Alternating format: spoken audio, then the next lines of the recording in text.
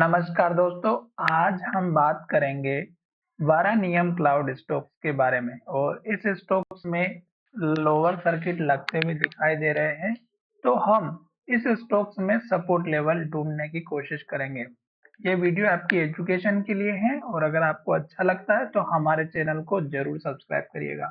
साथ ही हम यहाँ पर टेक्निकल के बारे में बात करेंगे। तो लास्ट ट्रेडिंग सेशन में अगर आप यहाँ पे देखेंगे तो 16 लाख शेयर ट्रेड हुए, जिसमें से लगभग 49% स्टॉक्स की डिलीवरी ली गई है। तो इसका मतलब ये हुआ कि ये स्टॉक्स अभी भी हमारा लोअर सर्किट होने के बावजूद भी इसमें बाइंग अपॉर्चुनिटी दिखाई दे रही है। अभी कोई अनाउंसमेंट नहीं किया गया है। एमडी को यहाँ पर आप सभी को पता है कि किस वजह से स्टॉक्स में गिरावट हुई थी, मैंने पुराने वीडियो में ऑलरेडी डिस्कस किया हुआ है। अब यहाँ पे लास्ट ट्रेडिंग सेशन में अगर आप देखेंगे तो 15,000 क्वांटिटी सेल ऑर्डर में लगी हुई है, तो हल्की फुल्की गिरावट आपको और भी दिखाई दे सकती है। पर जो सबसे इम्पोर्टेंट बात है वो मैं आपको यहाँ पे शेयर करने वाला हूँ। आप वीडियो को अंत तक जरूर देखिएगा और मुझे जहां तक पता है आपने इस स्टॉक्स में एंट्री जरूर लेकर के रखी होगी और आप बड़े लेवल्स पे अभी भी फंसे हुए होंगे, या आपने अभी जो अपर सर्किट रिसेंट में लगा है उसमें आपने एंट्री ली होगी और अब वाला स्टॉक्स लोअर सर्किट में आया है। पहली बात तो ये वीडियो मैं आपकी एजुकेशन के बना रहा हूँ और आपको कब एंट्री और एग्जिट करना चाहिए, कहाँ स्टॉप लॉस रखना चाहिए, वो मैं आपको शॉर्ट में बता देता हूँ। स्टॉक की स्टार्टिंग यहाँ पर से हुई थी, जो लगभग हमारा 30 रुपए के आसपास पर ट्रेड कर रहा था और फिर स्टॉक्स ने हाई बना करके 40 रुपए के आसपास सरल इसका हाई बनाया। फिर जब नीचे की तरफ आया था तो स्टॉक्स ने लो बनाया था 36 रुपए के आसपास का। तो इस लो के बाद स्टॉक ने यहाँ पे लो बनाया और स्टॉक ऊपर की तरफ गया। तो ये लास्ट का जो हाई और लो होता है, ये हमारा सबसे इंपॉर्टेंट मैटर करता है। यहाँ पे लास्ट के लो का स्टॉप लॉस रख सकते थे। फिर स्टॉक ऊपर गया, हाई बनाते हुए यहाँ तक हाई बनाया और फिर जब लोअर सर्किट लगा के नीचे आया तो स्टॉक्स ने लो बनाया 205 के आसपास का। तो ये आपका स्टॉप लॉस सपोर्ट लेवल होना चाहिए था, क्योंकि स्टॉक अगर इस लेवल को तोड़ता तो गिरावट आती। फिर स्टॉक ने यहाँ से अपर सर्किट लगाना स्टार्ट किया और इस हाई को ब्रेकआउट करके यहाँ पर हाई बनाया, जो लगभग हमारा कितना बना 400 का। फिर जब स्टॉक नीचे की तरफ आया तो स्टॉक ने यहाँ पर लो बनाया, जो लगभग 300 रुपए का था। और स्टॉक जब ऊपर की तरफ जाने लगा तो फिर स्टॉक्स ने यहाँ पर हाई बनाया, पर इस हाई को ब्रेकआउट नहीं किया और यहीं से फिर से नीचे की तरफ आया। तो इस लो के बाद यहाँ पे लो बना, तो ये आप अपना स्टॉप लॉस रख सकते थे, जो कि 310 रुपए के या 309 रुपए का था। फिर स्टॉक ऊपर की तरफ गया तो इस हाई को ब्रेकआउट नहीं किया और इसके नीचे हाई बना के रिवर्स नीचे आते हुए नजर आया और आपको ये स्टॉप लॉस लॉन्ग टर्म वालों के लिए लेकर के चलना था।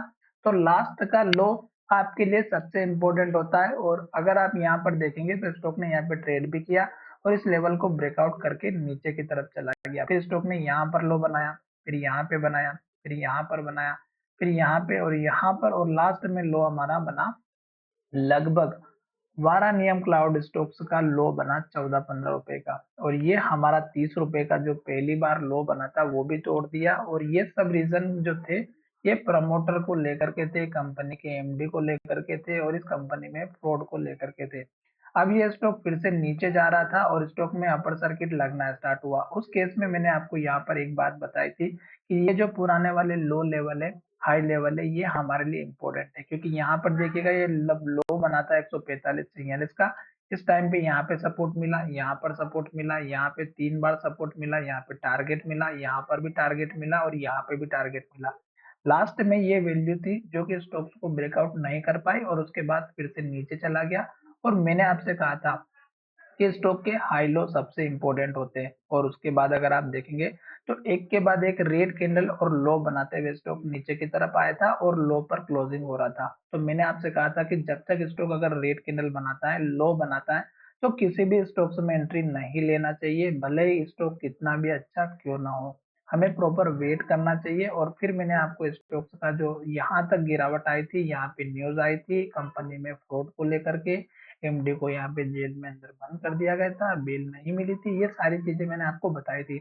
उसके बाद स्टॉक लोअर सर्किट लगा रहा था लगातार और मैंने कहा था कि लोअर सर्किट जब भी लगता है आपको एंट्री नहीं लेना है।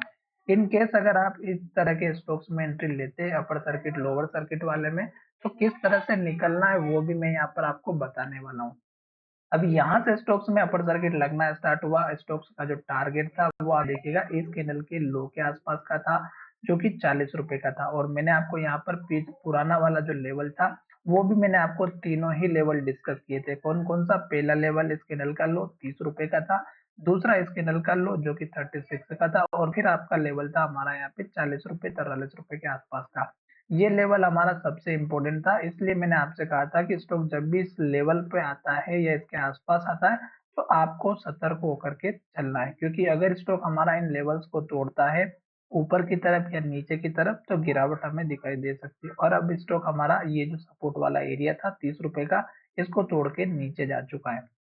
अब अगर आप यहाँ पर देखेंगे तो हमारा एक मूविंग एवरेज है 9 डेज का, जो कि स्टॉक्स को नीचे लेकर के जाते हुए दिखाई दे रहा है। अगर हम 200 डेज के मूविंग एवरेज की बात करें तो वो बहुत ही ऊपर है, अभी तक स्टॉक वहां तक पहुंचा ही नहीं है और उससे पहले ही नीचे आ गया। क्यों?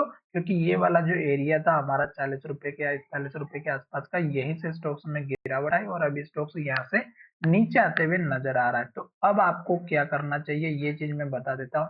अभी आपको केवल स्टॉक में सपोर्ट लेवल का वेट करना होगा, जो कि मैंने आपको यहाँ पर बताया है कौन सा 30 रुपए वाला स्टॉक इसी के आसपास ट्रेड कर रहा है। अब स्टॉक्स में यहाँ पे जो ट्रेडिंग एक्टिविटी हो रही है वो चीज समझने वाली बात है। इस स्टॉक्स में एंट्री कौन ले रहे हैं, वॉल्यूम कौन बढ़ा रहा है, ये सब चीज भी समझाऊंगा।